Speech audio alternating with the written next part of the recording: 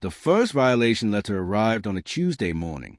I remember the exact moment because I was standing barefoot in my kitchen, holding a cup of burnt coffee, trying to wake up before heading to wake. My 8-year-old daughter Emily was eating cereal at the table while cartoons played softly in the background. Then I opened the mailbox. Inside was a thick white envelope stamped with bright red letters. Final notice, HOA violation enforcement. At first, I honestly thought it had to be a mistake. I had lived in Oak Ridge Hill for almost 6 years. Quiet neighborhood, clean streets, families walking dogs every evening, American flags hanging from porches. The kind of neighborhood people dream about. I paid my HOA dues on time every month. Never missed a payment. Never caused trouble. Never received a complaint. So when I opened that envelope and saw a demand for $2,400 in fines, my stomach dropped. The violations listed inside sounded ridiculous. Improper trash can placement. Unauthorized lawn decoration. Visible property neglect. Mailbox noncompliance. I stared at the paper for nearly 30 seconds. Then I laughed, because none of it was true. My lawn was cleaner than half the neighborhood. My trash can stayed inside the garage except on pickup day. The so-called unauthorized decoration was a small wooden flag Emily painted at school. And the mailbox? It was literally the same mailbox the HOA approved 3 years earlier. I walked back inside confused. "Dad, what happened?" Emily asked. "Nothing." I lied. But deep down, something felt wrong. Very wrong. At the bottom of the letter was a signature of the new HOA president, Sandra Whitmore. That name had already become infamous around the neighborhood. Sandra moved into Oak Ridge Hills less than a year earlier, but somehow she took over the HOA board within months. And after that, everything changed. Neighbors started getting random warnings. People complained about surprise fines. One elderly couple received a violation because their grass measured 1 inch above acceptable height. Another family got fined because their basketball hoop remained outside overnight. Everyone whispered about Sandra. Nobody challenged her, because Sandra loved power, and everyone knew it. Still, I assumed the issue could be fixed with one phone call. So that afternoon, during lunch break, I called the HOA office. A receptionist answered. Oak Ridge Hills Association. "Hi," I said calmly. "I received a violation notice, but there must be some mistake." "What address?" I gave it. A few keyboard clicks followed. Then silence. Finally she spoke. "The violations are active." "Right, but they are false. You'll need to dispute them formally." "Okay, how do I do that?" "You can attend the next HOA hearing." "When is it?" 3 weeks from now." 3 weeks. Meanwhile, the letter said penalties increased daily. I felt irritation building in my chest. So I'm supposed to pay growing fines for violations that aren't real. "I don't make the rules, so." Then she hung up. That night, I walked around my property taking photos. Every corner, every inch of grass, the mailbox, the driveway, the garage, everything. I wanted proof. Something told me I would need it, and I was right. 2 days later, another letter arrived. This one demanded an additional $1,800. New violations. Holiday lighting visible after approved seasonal period. We didn't even have holiday lights up. I checked the date twice, then 3 times. I couldn't believe what I was reading. Emily noticed the stress immediately. "Dad, are we in trouble?" "No, sweetheart." But honestly, for the first time in years, I wasn't sure. Over the next month, the fines exploded. $2,400 became $5,000, then $8,000, then over $11,000. Every week brought new accusations. Paint discoloration, driveway stains, landscape inconsistency, improper window coverings. At some point it stopped feeling real. It felt targeted, deliberate, like someone wanted me gone. And then came the final blow. A certified letter threatening a lien against my home. That's when fear finally hit me. Not annoyance, not frustration. Fear. Because after my divorce 3 years earlier, this house was all I had left. I worked 60 hours a week to keep it. Emily grew up here. This wasn't just property. It was our life. And suddenly a group of strangers claimed they could take it away over fake violations. That night I couldn't sleep. I sat at the kitchen table staring at stacks of HOA letters, page after page after page, each one more absurd than the last. That's when my neighbor Frank knocked on the door. Frank was retired military, straightforward guy, lived across the street. He stepped inside, looked at the pile of papers, and sighed. They got you too. My eyes narrowed. Two. Frank pulled folded documents from his jacket. Violation notices. Thousands in fines. For things that also made no sense. Then he said the sentence that changed everything. You're not the first one. Suddenly the room felt colder. Frank explained that multiple homeowners were quietly receiving massive fines. But most people paid. Why? Because they were scared. Scared of lawsuits. Scared of liens. Scared of losing their homes. Sandra knew it, and according to Frank, the HOA board had become aggressive ever since a private management company started advising them, a company called Cedar Valley Property Solutions. I had never heard of them, but Frank leaned closer and lowered his voice. There's something dirty going on. I remember staring at him. What do you mean? Frank hesitated, then quietly said, I think they're manufacturing violations for money. That sentence stayed in my head all night. Manufacturing violations. A scam. It sounded crazy. Until the next morning. Because when I opened my mailbox again, there was another violation notice waiting. This time the total reached $18,000. And at the bottom of the page, one sentence was highlighted in red. Failure to comply may result in foreclosure proceedings. That's when I realized this wasn't a misunderstanding anymore. This was war. And I had no idea how dangerous it was about to become. 3 weeks later, I walked into the HOA hearing carrying a thick binder full of evidence. Photos, dates, receipts, emails. I documented everything. If Sandra wanted to fight, I was ready. Or at least I thought I was. The meeting took place inside the Oak Ridge Hills clubhouse. Normally the place hosted birthday parties and neighborhood cookouts. That night it felt like a courtroom. Long folding tables sat at the front of the room where the HOA board members waited. Sandra Whitmore sat in the center. Perfect hair. Perfect smile. Cold eyes. The moment she saw me enter, I noticed something strange. She smirked, like she already knew how this would end. About 20 residents sat quietly in the audience. Most looked nervous. A few refused eye contact entirely. Then I realized something. Several of them were holding violation letters too. This wasn't just happening to me. The meeting began with fake professionalism. Sandra tapped her pen against the table. Next case, she announced. Then she looked directly at me. Mr. Carter. I stood. My palms were sweating. According to HOA records, your property remains in repeated noncompliance. She slid a stack of papers forward dramatically. The current balance owed is $18,460. Murmurs spread across the room. Even hearing the number out loud sounded insane. I took a breath. With respect, these violations are false. Sandra tilted her head. Are you accusing the board of dishonesty? Yes. The room went silent. Sandra's smile disappeared. I opened my binder. Here are time-stamped photographs disproving every single violation listed. I handed copies to the board. One older board member looked uncomfortable almost immediately because the evidence was obvious. One violation claimed my lawn was dead.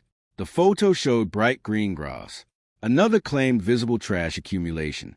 The picture showed an empty driveway. One accusation said I installed unauthorized exterior decorations.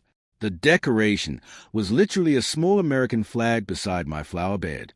The audience started whispering. Sandra interrupted quickly. These images may not reflect the dates of inspection. I pointed directly at the timestamps. They were taken the same day your inspectors issued citations. Sandra glanced at the papers for barely 2 seconds, then pushed them aside. The violations stand. I blinked. What? The board has determined the citations remain valid. My jaw tightened. You didn't even review the evidence. We reviewed enough. That's when anger finally took over. No, you're targeting homeowners and inventing violations. The room exploded with whispers. Sandra leaned forward slowly. "Careful, Mr. Carter." "No," I snapped. "You be careful." Suddenly a man in a gray suit stood near the back wall. I hadn't noticed him earlier. Sandra gestured toward him. "This is legal counsel representing the association." The lawyer stepped forward calmly. "If you continue making defamatory statements against the board, further legal action may occur." That was the moment I realized something terrifying. This entire meeting was staged. The decision had already been made before I entered the room. The hearing was fake. Just a formality. Sandra wanted fear, submission, control. Then Frank suddenly stood from the audience. "You people are scamming residents."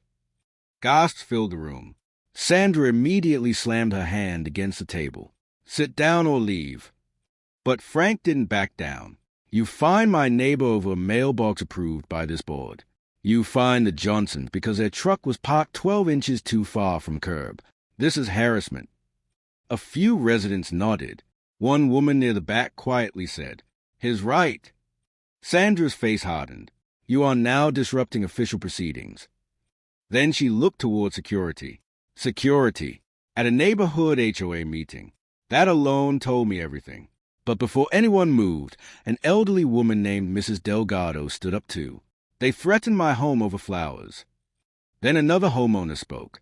"And they fined us for holiday decorations we never had." Suddenly the room erupted. People started talking over each other. Stories, complaints, threats, thousands in fines. It was chaos, and for the first time, Sandra looked nervous. She banged the table repeatedly. "This meeting is adjourned." Board members began gathering papers quickly. The lawyer whispered something into Sandra's ear. Then they rushed out a side door. But the damage was done. Residents remained inside the clubhouse sharing stories for almost an hour. And the more I listened, the worse it became. One couple had already paid over $9,000. Another homeowner refinanced their car to avoid a lien. An elderly widow admitted he was considering selling his house because the stress became unbearable. That made my blood boil. These people weren't just collecting fines. They were terrorizing homeowners. Frank finally pulled me aside. "You need a lawyer." I sighed. "I can barely pay my mortgage."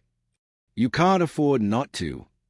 That night I searched online until nearly 2 a.m. HOA law, foreclosure rules, resident rights, everything. And one detail kept appearing repeatedly. HOAs have enormous power. Too much power. They can place lands, destroy credit, force legal fees, sometimes even foreclose on homes. I felt sick. Because suddenly I understood Sandra's strategy perfectly. Most people wouldn't fight. Most people would panic and pay. And that's exactly what the board counted on. The next morning, another envelope arrived. This one contained notice of legal escalation. More fees added. More threats. Total balance, $18,940. I stared at the number while Emily colored pictures beside me at the kitchen table. Then she quietly asked, "Dad, are we going to lose the house?" That question nearly broke me, because I didn't know. But at that exact moment, I made a decision. I wasn't paying them $1. Not one. If they wanted to fight, I'd give them one. And 2 days later, I met the attorney who would destroy their entire operation. Her name was Rachel Monroe. And the first thing she said after reading my documents was, "Oh my God." I looked at her nervously. "What?"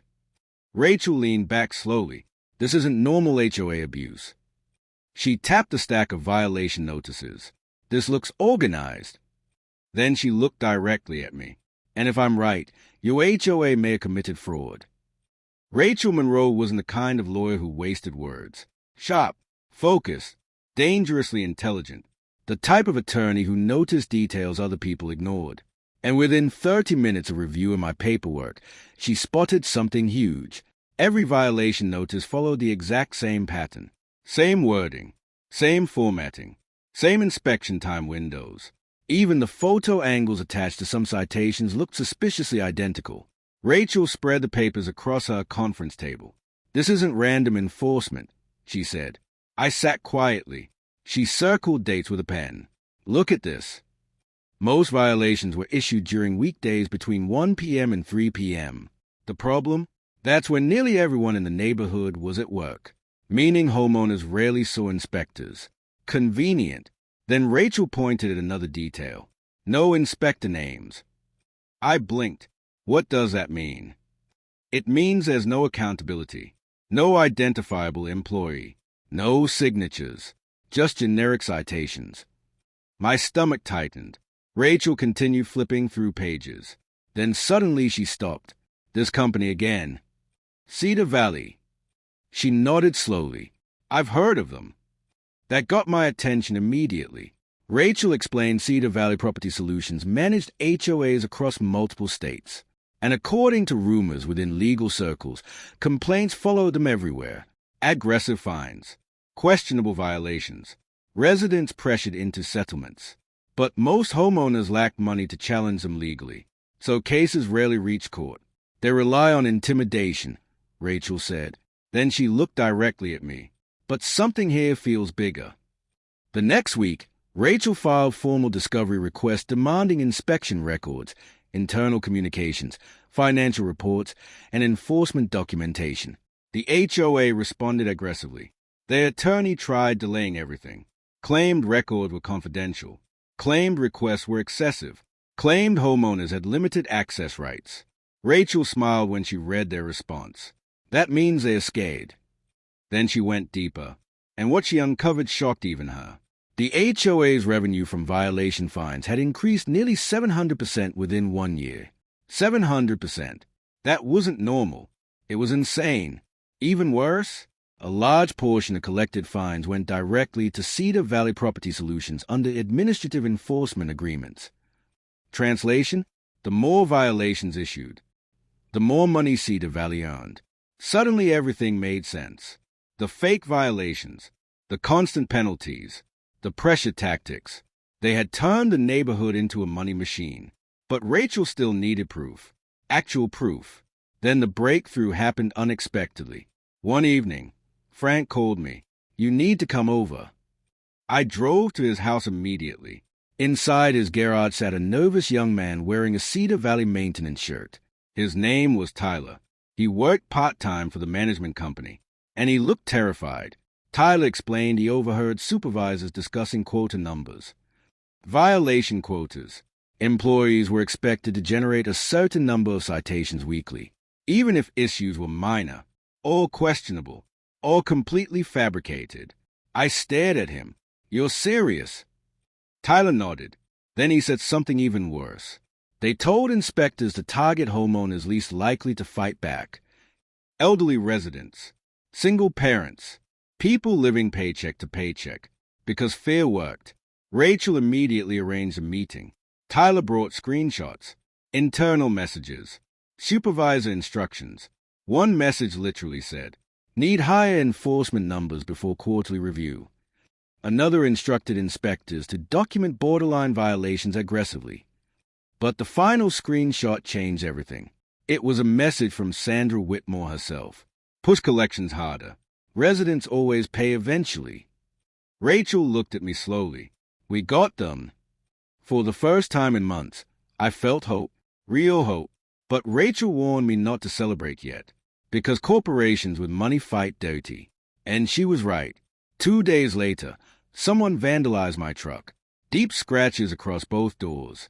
Then anonymous complaints were filed against my property again. Noise disturbances, parking violations, pet complaints. I didn't even own a dog. It became obvious they knew I was fighting back. Then Emily's school office called. Someone anonymously reported concerns about unsafe living conditions at my house. That's when rage replaced fear completely. They involved my daughter. Rachel was furious. This crossed a line. She immediately filed motions accusing the HOA of retaliation and harassment. Then she contacted state regulators.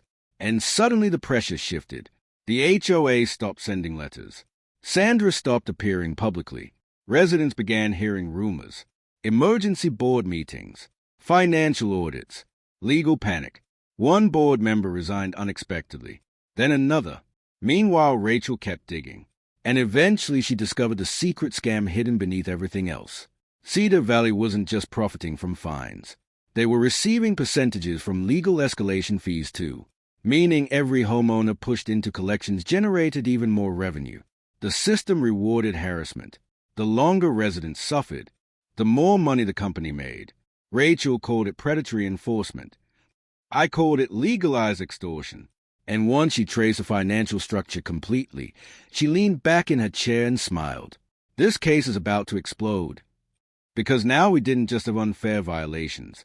We had evidence of organized financial abuse. And when word spread through Oak Ridge Hills, frightened homeowners finally stopped staying silent.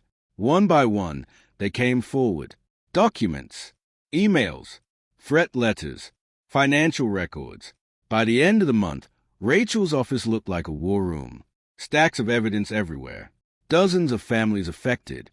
Thousands upon thousands in questionable fines. Then Rachel said the words Sandra Whitmore never expected to hear. "We're filing a class action lawsuit."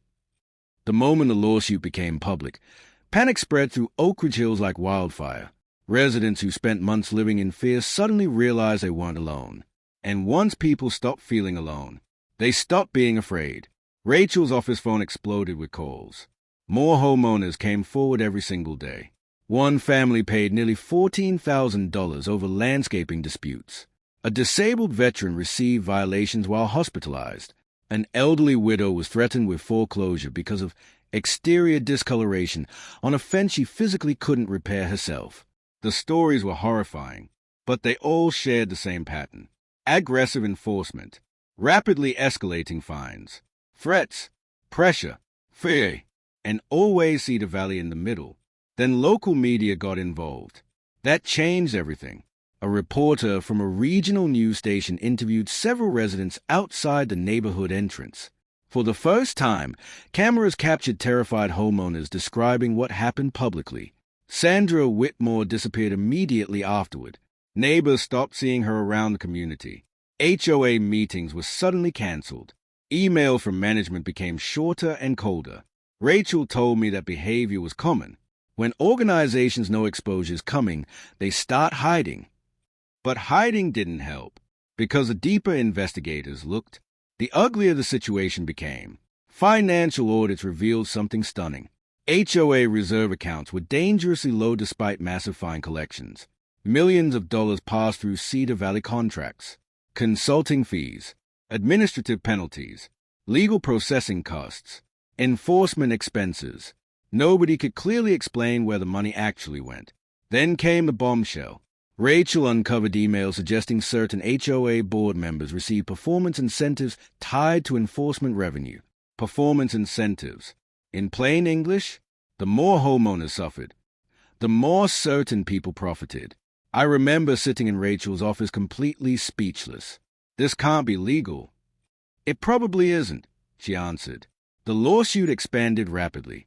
State investigators requested records. Former Cedar Valley employees began cooperating. One ex-inspector admitted supervisors encouraged workers to photograph homes selectively to exaggerate violations. Another described pressure to issue citations even when properties technically complied. Then came testimony from a former administrative assistant. According to her, Sandra personally pushed for high-value enforcement targets. Homeowners with larger properties. People assumed to have savings. Families unlikely to afford attorneys. It made me sick. This wasn't about neighborhood standards. It wasn't about community appearance. It was about money, pure greed. Meanwhile, the atmosphere inside Oak Ridge Hills completely transformed. Residents who once avoided conflict started organizing. Neighbors held meetings, shared documents, compared violation histories, and the numbers became impossible to ignore. Some homeowners received violations on days they weren't even home. Others proved inspectors used recycled photos. Several notices listed impossible timestamps. One citation claimed a homeowner's vehicle blocked the sidewalk at 2:13 p.m. Security footage proved the car was in another city at that exact time. The fraud became undeniable. Then Sandra finally reappeared at an emergency HOA meeting. But this time the room looked very different. No quiet homeowners. No fearful silence. The clubhouse was packed. Residents stood shoulder to shoulder. Phones recording. News reporters outside. Tension everywhere. Sandra tried maintaining control. The board has always acted in the community's best interest. People immediately booed. One resident shouted, "You tried to steal our homes." Another yelled, "You preyed on retirees." Sandra's face turned pale. Then Rachel stood, calm, professional, absolutely lethal. She addressed the room directly. "Our legal team possesses evidence indicating systematic fraudulent enforcement practices conducted for financial gain." Silence hit instantly. Rachel continued, "We also possess internal communication supporting claims of intentional over-enforcement and retaliatory conduct." Sandra interrupted angrily. "These accusations are outrageous." Rachel opened the folder. "Would you like me to read your emails aloud?" That ended the room. Complete silence. Sandra looked frozen. Then chaos erupted. Residents started demanding resignations. Board members argued among themselves. One man literally walked out mid-meeting. Another admitted he didn't realize the extent of enforcement practices. Translation? He knew. They all knew. The next week, Cedar Valley Property Solutions terminated its contract with Oak Ridge Hills. Publicly, they denied wrongdoing. Privately, everyone understood why they ran. But the biggest moment came later that month. State investigators executed formal subpoenas for financial records. And suddenly the story became statewide news. Residents from other neighborhoods began contacting Rachel too. Different HOAs. Same company. Same tactics. Same fear. The scam was bigger than anyone imagined. Then one evening Rachel called me sounding stunned. "You need to sit down." I felt my heart racing immediately. What happened? "They found hidden accounts." I froze. According to investigators, enforcement-related revenue had been routed through layered vendor payments and consulting channels. Large sums. Unclear documentation. Potential financial misconduct. This wasn't just unethical anymore. This was entering criminal territory. And suddenly the people who terrorized homeowners for years were the ones hiring defense attorneys. The balance of power completely flipped. For months they weaponized fear. Now fear finally belonged to them. The pressure destroyed Sandra Whitmore faster than anyone expected. At first she acted confident, defiant, arrogant. Public statements. Lawyer issued denials. Claims that angry homeowners were spreading misinformation. But once subpoenas started landing, everything changed. People close to the HOA board later said Sandra became paranoid, obsessive, furious at everyone. Emergency meetings turned into shouting matches. Former allies started distancing themselves. Because when legal risk becomes real, loyalty disappears quickly. Then came the first major collapse. The HOA treasurer resigned publicly. Not quietly, publicly. And his resignation letter leaked online. One sentence spread everywhere. "I can no longer support enforcement practices I believe may have harmed residents unfairly." That sentence detonated across social media. News stations picked it up immediately. Residents were outraged. But behind the scenes, panic intensified. Rachel later explained why. Because once insiders begin separating themselves from potential liability, investigations accelerate. Everyone tries protecting themselves. And that's exactly what happened. Former board members started cooperating. Emails surfaced. Internal spreadsheets. Financial projections based on projected fine revenue. Projected fine revenue. Think about that. They literally forecasted homeowner penalties like corporate income targets. One spreadsheet estimated annual collections exceeding $2 million. $2 million. From residents, families, retirees, people simply trying to live peacefully in their homes. I remember staring at those documents feeling physically sick. Sandra and Cedar Valley didn't see homeowners as neighbors. They saw them as revenue streams. Then investigators uncovered perhaps the worst detail yet. Certain violation categories were intentionally written vaguely.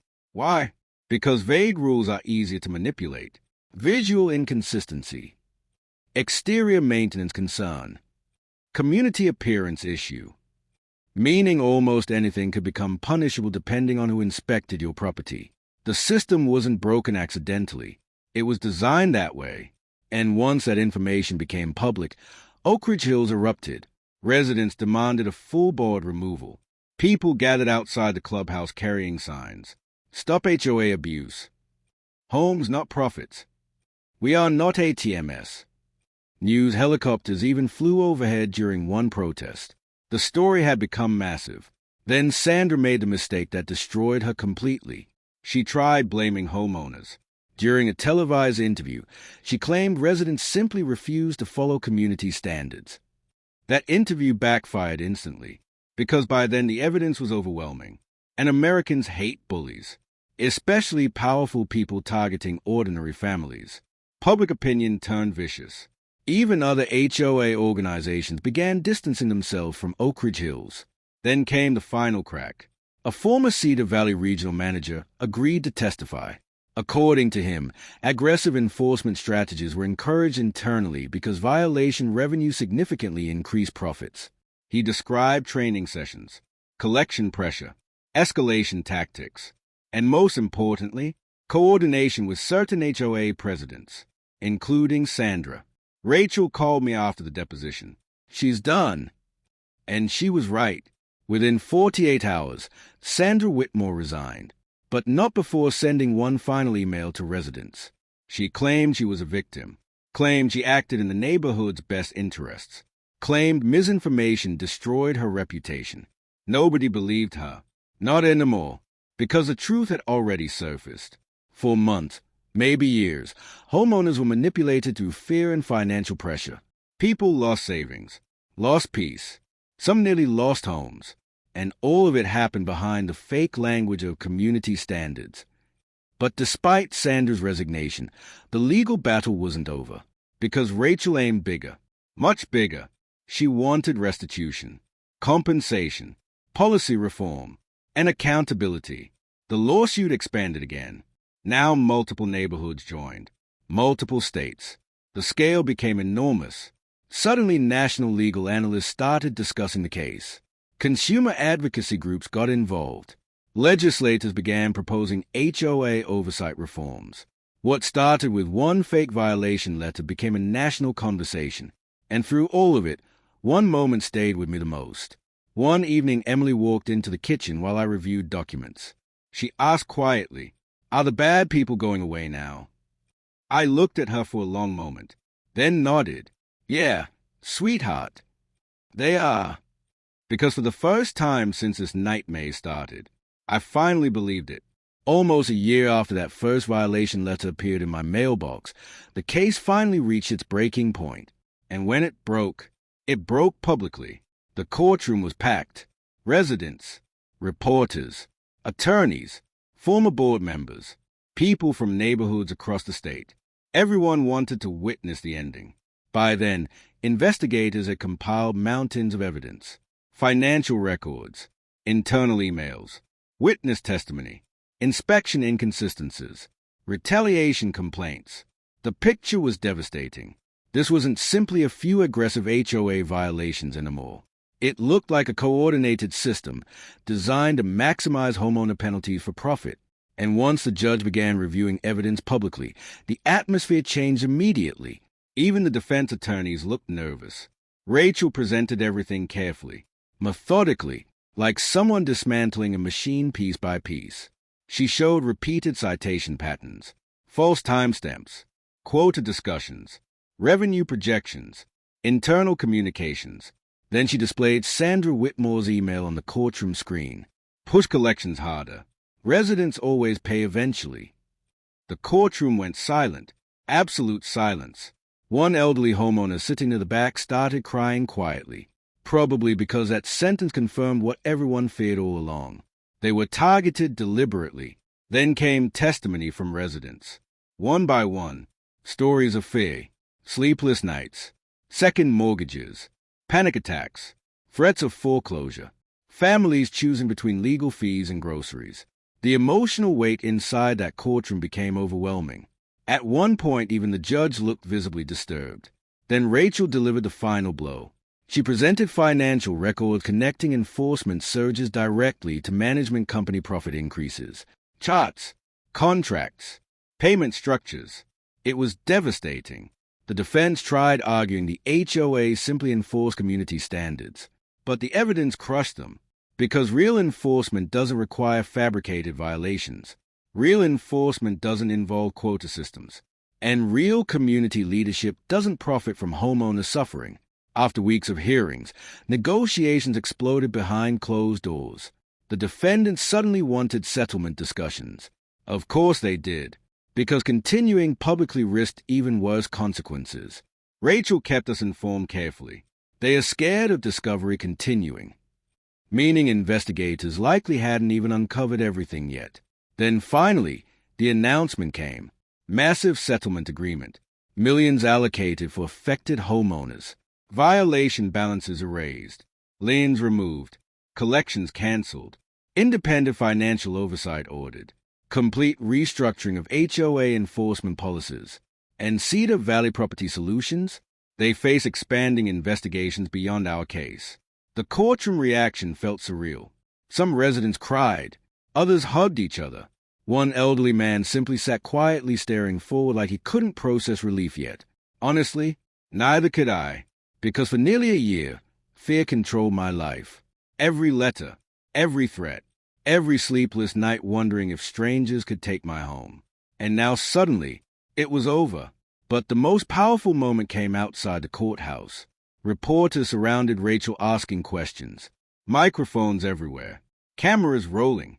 One journalist asked, "What does this case prove?" Rachel answered without hesitation. "It proves that unchecked power becomes dangerous when people are too afraid to challenge it." That sentence stayed with me, because she was right. The scam survived because homeowners felt isolated, embarrassed, powerless. The moment residents united, the entire system started collapsing. A few weeks later, I walked through Oak Ridge Hills on a quiet evening. For the first time in months, the neighborhood felt peaceful again. Kids riding bikes, neighbors talking outside, dogs barking in the distance. Normal life. Frank stood across the street watering his lawn.